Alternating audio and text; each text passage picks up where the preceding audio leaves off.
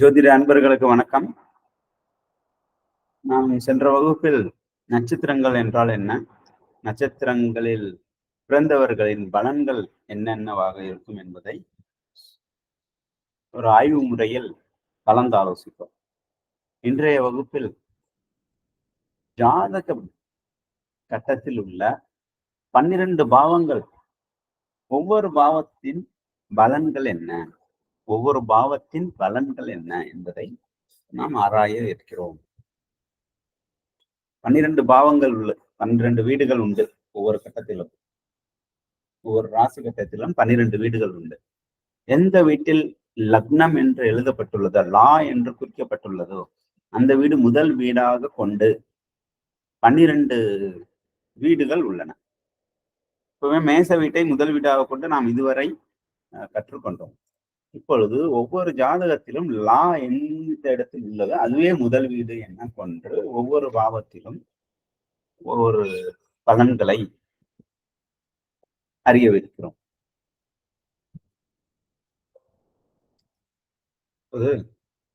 12 பாவங்களில் பலன்கள் என்ன என்பதை ஒவ்வொன்றாக பார்ப்போம். முதல் வீடு, அதாவது லா என்று போடப்பட்டுள்ள முதல் வீடு, அதுதான் வாழ்க்கையை நிர்ணயம் செய்யும் பாவகம். அந்த முதல் வீடு இங்க உங்களோட உதாரணம் காட்டுறதுக்காக மேசத்தையே முதல் வீடாக எடுத்துக்கொள்ளப்பட்டுள்ளது. ஆனால் ஒவ்வொரு ஜாதகத்திலும் முதல் வீடு என்பது அவர்கள் பிறந்த நேரத்தில் சூரிய ஒளி எந்த இடத்தில் விழுகிறதோ அதையே லக்ன பாவம் என்று குறித்திருப்பார்கள். இந்த ஜோதிடர்கள் ஜாதகம் எழுதும் பொழுது லா என்று குறித்திருப்பார்கள். அப்படி என்றால் சூரிய ஒளி விழுகும் இடம், அந்த ஜனனம் எடுத்த பொழுது, அந்த உயிர் ஜனனம் எடுத்த பொழுது சூரிய ஒளி விழுந்த இடம் என்று அர்த்தம். சூரிய ஒளி நைட்ல பிறந்தா என்ன சார் பண்ணுவாங்க? நைட்டு சூரிய ஒளி ஒரு இடத்துல விழுகுது, நமக்கு தான், நம்ம இருக்கிற இடத்துல விழாம இருக்கலாம். ஆனா ஒரு கட்டத்துல இந்த 12 பாவத்துல 360 பாகையில ஏதோ ஒரு இடத்துல சூரிய ஒளி விழுந்துட்டு தானே இருக்கும். நம்ம தான் பூமியை தன்னைத்தானே சுற்றி கொண்டு சூரியனை சுற்றும் பொழுது சூரியன் மறைக்கப்படுகிறது. அப்படி என்றால் பூமி வேறு திசையில் அந்த சூரிய ஒளி விழுந்துட்டு இருக்கும். அப்படின்னா வானமண்டலத்துல 12 பாவத்துல ஏதோ ஒரு இடத்துல சூரிய ஒளி விழுந்துட்டு தான் இருக்கும். நமக்கு இங்கதான் இருட்டு அப்படிங்கிற மாதிரி பிறந்த பொழுது எங்க சூரிய ஒளி விழுகுதோ அது லக்ன பாவம். அந்த பாவத்தை 1ஆம் இடமாக கொண்டு நாம் இப்பொழுது கற்கவிருக்கிறோம். முதல் வீடு வாழ்க்கையை நிர்ணயம் செய்யும். 2ஆம் வீடு, 2ஆம் பாவகம் அப்படின்னு சொல்லக்கூடியது தனம், வாக்கு, குடும்பம், அதை பற்றியான ஒரு ஸ்தானம். அந்த ஸ்தானத்தை வைத்து அவருடைய தன நிலை எப்படி இருக்கும், அவருடைய குடும்ப நிலை எப்படி இருக்கும், அவருடைய வாக்கு எப்படி இருக்கும். சில பேர் எப்ப பார்த்தாலும் திட்டிட்டு இருப்பாங்க, சில பேர் எப்ப பார்த்தாலும் புகழ்ந்துகிட்டு இருப்பாங்க, சில பேர் மௌனமா இருப்பாங்க, சில பேர் வேணுங்கிற நேரத்துல மட்டும் பேசுவாங்க. அது எல்லாமே 2ஆம் பாவத்தை வைத்து ஆராய்ச்சி செய்யலாம். 3ஆம் வீடு என்பது சகோதர ஸ்தானம், ஒருத்தருக்கான தைரிய ஸ்தானம். தம்பியுடையான் படைக்கு அஞ்சான்னு சொன்னதே இது ஒரு காரணம். ஏன்னா 3ஆம் இடமே இளைய சகோதரத்துக்கும் அதே இடம்தான், தைரியத்துக்கும் அதே இடம். அதனாலதான் தம்பியுடையான் படைக்கு அஞ்சான்னு சொன்னாங்க. இளைய சகோதரன் இருந்தாங்கன்னா அவனுக்கு தைரியமும் இருக்கும்ன்ற அர்த்தம். 4ஆம் பாவகம் சுகஸ்தானம் மற்றும் தாயார் ஸ்தானம், இது மாத்ருஸ்தானம் என்று கூறுவார். ஒரு ஜாதகருடைய தாயார் நிலை எப்படி இருக்கும், தாயாருடைய கூடிய உறவு முறை எப்படி இருக்கும், அன்பாக இருப்பார்களா, கடைசி வரை உடன் வைத்துக் கொள்வார்களா, அவருடைய மதிப்பு மரியாதையாக நடத்துவார்களா, அவருடைய நல் வாழ்க்கைக்காக இவர்கள் உதவுவார்களா, அனைத்தும் இந்த 4ஆம் பாவத்தை வைத்து பார்க்கலாம். அதே மாதிரி தாயாருடைய வாழ்நாளில் இவருக்கு தாயாரால் மூலமாக என்னென்ன பலன்கள் கிடைக்கும் என்பதையும் ஆராயலாம். இது சுகஸ்தானம், தாயார் ஸ்தானம். வீடு, வண்டி, வீடு அவருக்கு சொந்த வீடு அமையுமா, அமைஞ்சா நிம்மதியா இருப்பாங்களா, வீடு வண்டி கிடைக்குமா, வாகனம் அமையுமா, 2 வீலர் கிடைக்குமா, கார் கிடைக்குமா, 2 சக்கர வாகனமா, 4 சக்கர வாகனமா. அந்த காலத்துல 4ஆம் இடை குதிரை, யானை பயணங்கள் வைத்து சொன்னாங்க. அப்ப யானை தான் மிகப்பெரிய வாகனம், இன்னொன்னு குதிரை. இப்ப குதிரையை தான் 2 வீலர்னு மாத்திட்டோம் காலச்சக்கர ஓட்டத்தில். அதனாலதான் அதுக்கு ஹார்ஸ் பவர்னு பேர் வச்சாங்களோ என்னவோ. யானை வாகனத்தை காருக்கு ஈக்குவலா சொல்லுவாங்க. ஸோ யாருக்கெல்லாம் யானை வாகனத்துக்கான பிராப்தி இருக்கோ அவங்கெல்லாம் கார் வாங்குவாங்க. ஸோ இந்த 4ஆம் இடம் வீடு, வண்டி, வாகனத்துக்குரிய முக்கியமான இடம். அடுத்து 5ஆம் பாவகம்.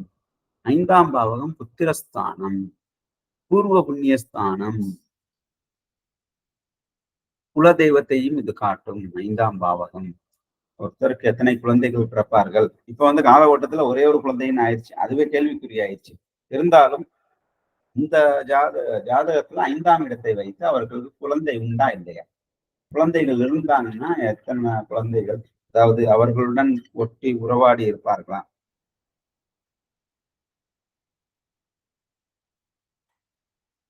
இல்லைன்னா ஹாஸ்டல்ல சேர்த்துதான் படிக்க வைப்பாங்களா? ஏதாவது தன்னை தாண்டி தொலைவில் வச்சுக்குவாங்களா? சில பேர் குழந்தைய விட்டுட்டு பாட்டி வீட்டுல வச்சிருப்பாங்க, இல்லைன்னா எங்கேயாவது ஹாஸ்டல்ல விட்டுட்டு இவங்க வெளியூர்ல போய் வேலை பார்த்துட்டு இருப்பாங்க. அந்த அமைப்பு எல்லாம் அப்படி இருக்கு. பூர்வ புண்ணியம் ஒருத்தருக்கு எப்படி இருக்கு? பூர்வ புண்ணியத்தை வைத்துதான் புத்திரஸ்தானமே வருது. சில பேர் குழந்தை இல்லைன்னு சொல்றாங்க, அவங்களுக்கு பூர்வ புண்ணியம் சரிவர அமையவில்லை என்று கூறலாம். இப்ப சயின்ஸ் வர்ற டெக்னாலஜில டெஸ்ட் பேபி அது இதெல்லாம் வந்துருச்சு. இருந்தாலும் இயல்பாகவே புத்திரம் பெறுவதற்கு ஜாதகங்கள்ல வலிமை இருந்தால், சில பேர் வந்து கேட்பாங்க டெஸ்ட் போறதுக்கு முன்னாடி ஜாதகம் காட்டுவாங்க. புத்திர பாக்கியம் வந்து உங்க ஜாதகத்திலே இருக்கு, அவசரப்படாதீங்க அப்படின்னு சொல்லி, அதாவது மருந்து மாத்திரை என்று எடுத்துக்கொண்டு உடல்வாகுகளை கெடுத்துக் கொள்ளாதீர்கள் அப்படிங்கிற ஒரு வார்த்தையோட, ஒரு வாக்குஸ்தானத்தோட நம்ம வந்து இந்த 5ஆம் இடம் பூர்வ புண்ணியஸ்தானம், புத்திரஸ்தானம். ஒருத்தருக்கு உடைய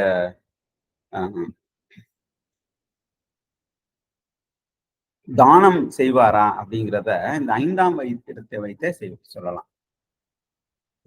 தானம் செய்வாரா, அவருக்கு சொத்து பத்து இருக்கு, இல்ல யாராவது கை நீட்டு காசு கேட்டா காசு கொடுப்பாராங்கிறத என்பதை அவருடைய 5ஆம் பாவத்தை வைத்து சொல்லலாம். 6ஆம் பாவகம். 6ஆம் பாவகம் ரொம்ப முக்கியமானது.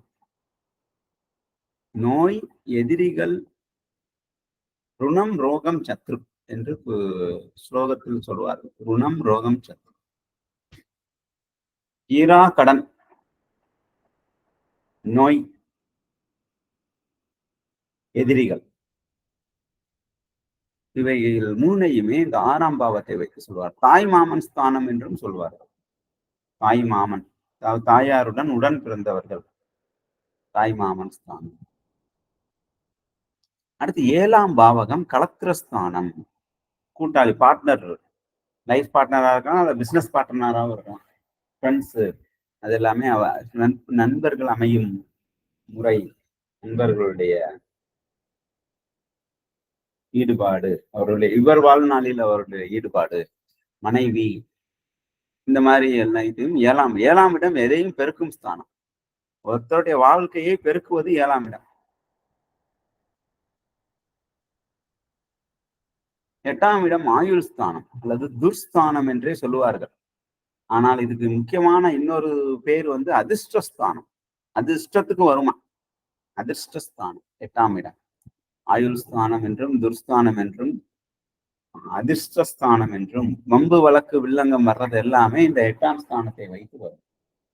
வம்பு வழக்கு வில்லங்கம் ஒரு முக்கியமான ஸ்தானம். 9ஆம் ஸ்தானம் பாக்கியஸ்தானம், தந்தையார் ஸ்தானம். தந்தையாருடைய வாழ்நாள் பற்றி இவருடைய ஜாதகத்திலே ஆராயலாம். இவருடன் தந்தைக்கும் உள்ள தொடர்பு, உறவு முறை எந்த அளவுக்கு இருப்பாங்க அப்படிங்கிறத ஆராயலாம். 9ஆம் இடம் தந்தை ஸ்தானம், பாக்கியஸ்தானம். இங்கேயும் வந்து குலதெய்வத்தை வைத்து ஆராயலாம். குலதெய்வம் வந்து எந்த மாதிரி இருப்பாங்கன்றதையும் 9ஆம் இடத்தை வைத்து ஆராயலாம். தர்மம் செய்வாங்களா அப்படின்றது 9ஆம் இடத்தை வைத்து ஆராயலாம். தர்மம், தானத்துக்கும் தர்மத்துக்கும் வித்தியாசம் இருக்கு. 5ஆம் பாவம் தானம், 9ஆம் பாவம் தர்மம். எதையும் எதிர்பாராமல் கொடுத்தால் தர்மம், எதையாவது எதிர்பார்த்து கொடுத்தால் தானம். அடுத்து 10ஆம் இடம் தொழில் ஸ்தானம், கர்மஸ்தானம், உச்சிஸ்தானம், ஒரு வாழ்நாளுடைய உச்சஸ்தானம். ஏன்னா கர்மாவை பொறுத்துதான் பிறவியே அமையுது. இந்த 10ஆம் இடம் தான் காட்டுது அவருக்கு வந்து எந்த மாதிரி கர்மாக்கள் இந்த பிறவியில செய்வதற்காக ரெடியா இருக்காரு. இந்த கர்மாவை அதிகப்படியாக செய்வதால் அதனை தொழில் ஸ்தானம் என்றும் கூறுவார். ஏன்னா தொழிலும் கர்மாவும் கிட்டத்தட்ட ஒன்றாக பாட்டு. ஒரு நாளைக்கு 12 மணி நேரத்துக்கு மேல வந்து கர்மா செய்யறது தொழில் மூலமா தான். அதனால தொழில் ஸ்தானம் என்றும் இதை கூறுவார் 10ஆம் இடம். 11ஆம் இடம் லாபஸ்தானம், மூத்த சகோதர ஸ்தானம். கூட பிறந்தவங்க எப்படி இருப்பாங்க? அவருக்கு முன்னாடி பிறந்தவர்களுடைய ஆதரவு இவருக்கு இருக்குமா? இப்ப வர்ற காலத்துல குடும்பத்திலேயே ஒருத்தவங்க தான் இருப்பாங்க. அண்ணன் தங்கச்சிலாம் பெருசா இருக்க மாட்டாங்க. இருந்தாலும் பெரியப்பா பசங்க அந்த மாதிரி இருக்கிறதுக்கு வாய்ப்பு உண்டு. இல்ல அதுக்கு இவருக்கு வயதுக்கு மூத்தவர்கள் அண்ணனாகவோ அக்காவாகவோ இருந்து வழிகாட்டுபவர்கள் இருக்கலாம். அவர்களையும் இந்த லாபஸ்தானத்தில் சேர்த்துக் கொள்ளலாம். 11ஆம் இடத்தில் சேர்த்துக் கொள்ளலாம். பெயர் புகழ் கிடைப்பது அனைத்தும் 11ஆம் இடம் காட்டும். 12ஆம் இடம் மோட்சஸ்தானம், விரயஸ்தானம். ஒருத்தருக்கு இந்த பிறவியுடன் மோட்சம் கிடைக்குமா, முக்தி கிடைக்குமா, அவருடைய வாழ்நாள் செய்யப்பட வேண்டிய அனைத்து விரயமும் இதில் காட்டப்படணும். அயன சயன போகஸ்தானம், 12ஆம் இடம் அயனம் சயனம் போகம். எந்த மாதிரி அவர் பயணம் மேற்கொள்வார்? அயனம் சயனம், அவருடைய தூக்க நிலை எப்படி இருக்கும்? உறக்கம். போகம், அவர் அனுபவித்தல், துய்த்தல் அனுபவித்தல், போகம் கொள்ளுதல் என்பது எப்படி இருக்கும்? இந்த மூன்றையும் 12ஆம் பாவத்தை வைத்து ஆராய்ச்சி செய்யலாம். இந்த 12 பாவங்கள் ஒவ்வொருத்தருடைய வாழ்நாளிலும் முக்கியமாக செயல்படுகிறது. இதனை அடிப்படையாக வைத்தே நாம் ஜாதக பலனை கணிக்கவிருக்கிறோம். இந்த 12 பாவங்களுடைய நிலைமையும் நாம் முக்கியமாக குறித்து வைத்துக் கொள்ள வேண்டும். அந்த பாவக பலன்கள் அந்த வார்த்தைகள் அனைத்தும் நாம் பரிச்சயமாக்கிக் கொள்ள வேண்டும். 1ஆம் இடம் லக்ன பாவம், ஜாதகருடைய கேரக்டர் சொல்லும். அவர் என்ன மாதிரி விருப்பு வெறுப்புகளை கொண்டுள்ளார் என்பதை சொல்லும். அவருடைய தலை வடிவமைப்பை சொல்லும். 2ஆம் பாவம் குடும்பம், தனம், வாக்குஸ்தானம். 3ஆம் பாவம் தைரியம், வீரியஸ்தானம், சகோதரஸ்தானம், உபஜயஸ்தானம். 4ஆம் பாவம் மாதுர்ஸ்தானம், தாயார் ஸ்தானம். வண்டி, வாகனம், வீடு அனைத்தும் அமையுமா என்பதை காட்டும் ஸ்தானம், சுகஸ்தானம். 5ஆம் இடம் புத்திரஸ்தானம், பூர்வ புண்ணியஸ்தானம். 5ஆம் இடம் புத்திரஸ்தானம், பூர்வ புண்ணியஸ்தானம். ஒருத்தருடைய பெயரே இந்த 5ஆம் இடத்தை வைத்துதான் வரும். அவருக்கு ஏற்படும் பெயர். ஒருத்தருக்கு சிவகுமார்னு பேர் வைக்கிறாங்கன்னா இந்த 5ஆம் இடம் சம்பந்தப்படாம பேர் இருக்காது. 5ஆம் இடம் லக்ன பாவம், அந்த கிரகங்கள் எந்த அளவுக்கு எந்த பாவத்தில் பலம் பெற்றிருக்கிறது, அதையெல்லாம் வைத்துதான் ஒருத்தர் பேரே அமையாது. கிறிஸ்டியன் பேரா இருந்தாலும் சரி, முஸ்லீம் பேரா இருந்தாலும் சரி, யாருடைய பேரா இருந்தாலும் சரி. 6ஆம் பாவம் ருணரோக சத்ருஸ்தானம், 7ஆம் பாவம் கலத்திரஸ்தானம், 8ஆம் பாவம் அதிர்ஷ்டஸ்தானம், ஆயுள் ஸ்தானம் என்று பாசிட்டிவா சொல்லலாம். நெகட்டிவா சொல்லணும்னா வம்பு வழக்கு வில்லங்கம், நீண்ட நாள் இருக்கக்கூடிய வம்பு வழக்கு வில்லங்கம் அனைத்தும் இந்த 8ஆம் ஸ்தானம் மூலமாக வரும். 9ஆம் ஸ்தானம் பாக்கியஸ்தானம், தந்தை ஸ்தானம், குலதெய்வத்துக்கான இடம், குலதெய்வத்தை காட்டிக் கொடுக்கும் இடம் 9ஆம் ஸ்தானம். ஒருத்தர் எங்க ஜோதிட வகுப்புல வந்தார். எப்படி உங்களுக்கு தெரிஞ்சிச்சுன்னு சொன்னாங்க. ஒரு இடத்துல அருள் வாக்கு கேட்க போனோம். எங்களுக்கு குலதெய்வம் என்னன்னு தெரியாது. குலதெய்வம் பத்தி எங்க குலதெய்வம் என்னன்னு கேட்டோம். அவர் இந்த நிறுவனத்துல போய் ஜோதிட வகுப்புல சேர்ந்துட்டு குலதெய்வம் என்னன்னு தெரிஞ்சுக்கணும்னு சொன்னாங்க. அது எனக்கே ரொம்ப ஆச்சரியமா இருந்துச்சு. அருள் வாக்குல எனக்கு எந்த அளவுக்கு ஒரு பிடித்தம் இருக்குங்கிறது இன்னொரு பட்சம். இருந்தாலும் இந்த மாதிரி ஒரு விஷயம் கேட்டு அவரு குலதெய்வம் தெரிகிற வரைக்கும் தான் வகுப்புக்கு வந்தார். அடுத்த வகுப்புக்கு அவர் வரவே இல்லை. குலதெய்வம் தெரிந்து கொள்ளும் வரைக்கும் அவரால் தொடர்ந்து வர முடிந்தது. அதுக்கப்புறம் அவரால் வர முடியலைங்கிறார். அவருக்கு ஆர்வம் இருந்தாலும் வர முடியலைங்கிறார். 9ஆம் இடம் குலதெய்வத்தை, சில பேர் குலதெய்வம்ங்கிறதே விட்டு போயிருப்பாங்க. வேலை மாறுதல்ல வேற இடத்துக்கு போய் குலதெய்வமே தாத்தா காலத்தோட விட்டு போயிருக்கோம். அது எல்லாமே அவர்களுடைய ஜாதகத்தை காட்டும். குடும்பத்தில் உள்ள அனைத்து உறுப்பினர்களுக்கும் 9ஆம் இடம் குலதெய்வத்தை காட்டும். 10ஆம் இடம் ஜீவனஸ்தானம், கர்மஸ்தானம், தொழில். 11ஆம் இடம் லாபஸ்தானம். 11ஆம் இடம் எந்த கிரகம் இருந்தாலும் லாபத்தை கொடுக்கும் என்று ஒரு விதி உண்டு. 12ஆம் இடம் அயன சயன போகஸ்தானம்.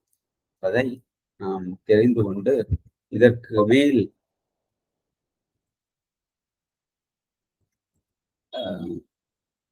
நாம அடுத்தது இந்த பாவங்களுடன் உறவு முறைகளையும் பார்க்கவும். அதாவது 1ஆம் பாவகம் எந்த உறவினை காட்டும், 2ஆம் பாவகம் எந்த மாதிரியான உறவினை காட்டும். 1ஆம் பாவகம் இந்த மேசத்திலிருந்து இதுல ஆரம்பிக்குது. பொதுவா அவங்கவுங்க ஜாதகத்துல லா எங்க இருக்கோ அதான் 1ஆம் பாவம். இந்த 1ஆம் பாவம் நான் என்ற ஒரு பிறவியை காட்டுகிறது. இந்த அந்த ஜனன ஜாதகருடைய நிலையை காட்டுகிறது. 2ஆம் இடம் குடும்பஸ்தானத்தை காட்டுகிறது.